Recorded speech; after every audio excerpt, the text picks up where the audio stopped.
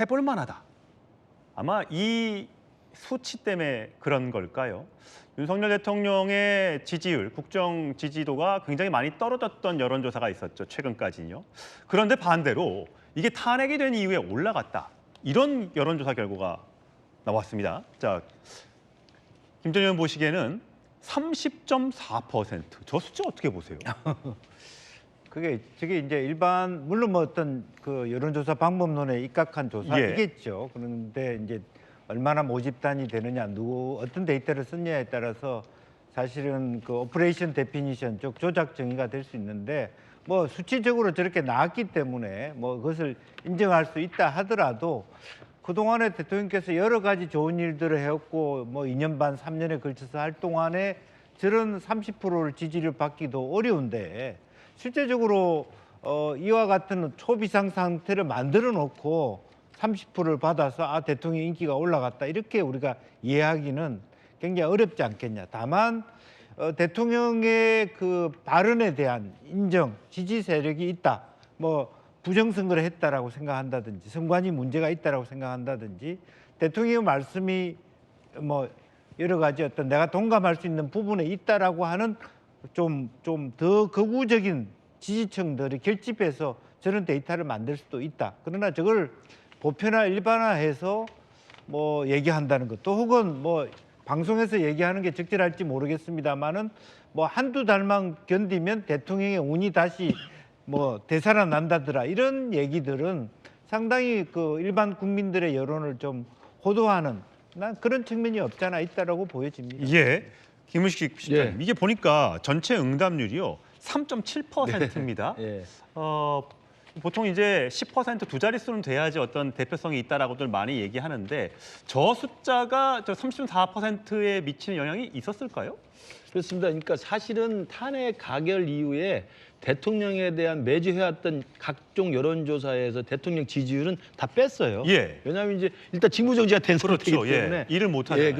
그렇지만 저기 데일리안에서 했던 그 여론조사 공정이라는 데서는 지금 한 겁니다. 처음으로. 예. 그래서 아마 탄핵 가결 이후 시점 이후에 오히려 보수 측이 좀 결집했다라는 여론조사의 수치 결과에 함의는 있는 것 같아요. 네. 저도 지역에서 보면 탄핵 가결 이후에 그래도 이러다 다 죽겠다라고 싶어서 우리 당을 지지하는 일부 분들이라든지 대통령을 지지하는 분들이 결집되는 양상이 있습니다. 그래서 그런 그 여론조사의 어떤 의미를 갖고 있다고 보는데 말씀하신 것처럼 저게 진짜 지금 비상계엄 이후에 대통령에 대한 전체 국민의 민심을 정확히 반영하는 것인지 그리고 여론조사에서 했던 것처럼 지금 응답률이 너무 낮은 수치이고 또 지금 무선 100%의 ARS로 돼 있기 때문에 여론조사 방식에 있어서 신빙성 같은 걸 생각해 본다면 실제로 지금 대통령 국정조사에서의 국정 지지율 자체를 묻는 거 말고 탄핵이 정당했느냐 정당하지 않았느냐 또 탄핵 이후에 인용이 될 거냐 기각이 될 거냐 이런 것에 대한 여론조사는 또 다른 수치가 또 나와 있거든요.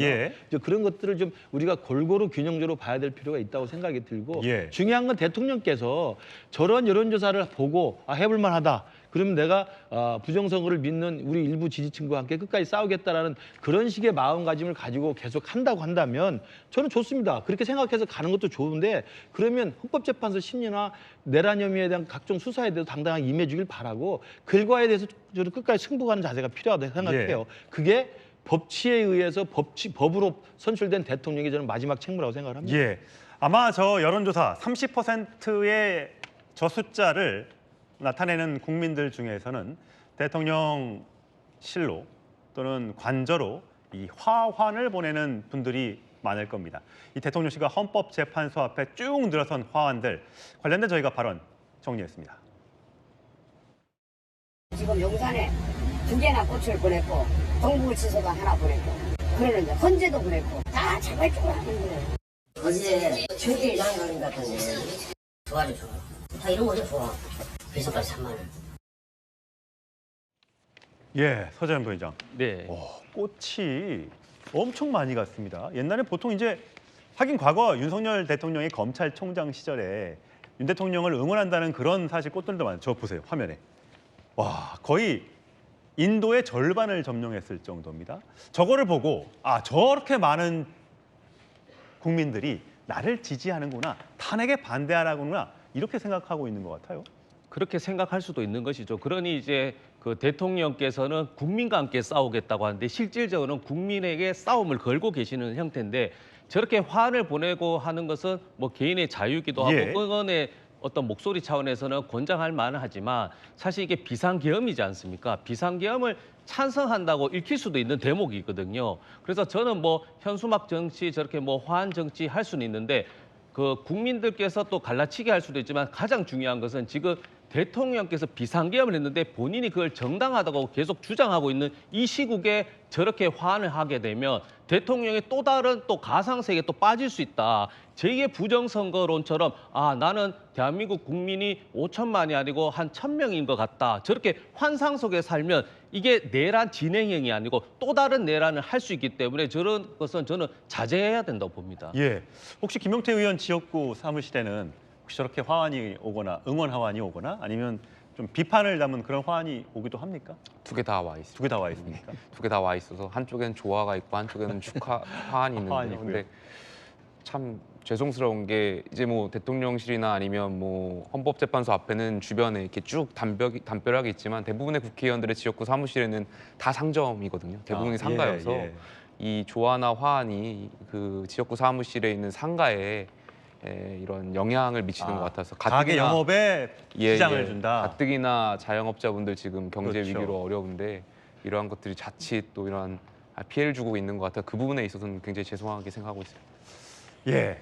국민들이 근데 저게요. 어쨌든 대통령실 인근에 한 1.5km, 헌재 주변에 한 120m 정도 쭉 늘어선 저 화환들이 바람에 또 비가 오고 눈이 오면 쓰러져잖아요. 통행을 방해할 수도 있고요. 또 꽃잎들이 저기 떨어지면 좋아하긴 합니다만 또 별도 또 청소하시는 분들이 가서 또 저걸 치워야 하고요. 근데 저걸 또 함부로 허가 없이 또 이렇게 치울 수도 없다고 하다 보니까 저게 보내신 분들이나 윤 대통령을 지지하는 분들 입장에서는 야 이게 우리의 힘이다라고 보여줄 수 있겠지만 그렇지 않은 분들이거나 또 주변에서 생업에 종사하시는 분들은 아 저게 무슨 짓이야 또 이렇게 혀를 또 차는 경우도 있기 때문에 적당히 며칠 지나면 저걸 좀 치우는 방안도 한번 검토를 해보면 어떨까 싶습니다.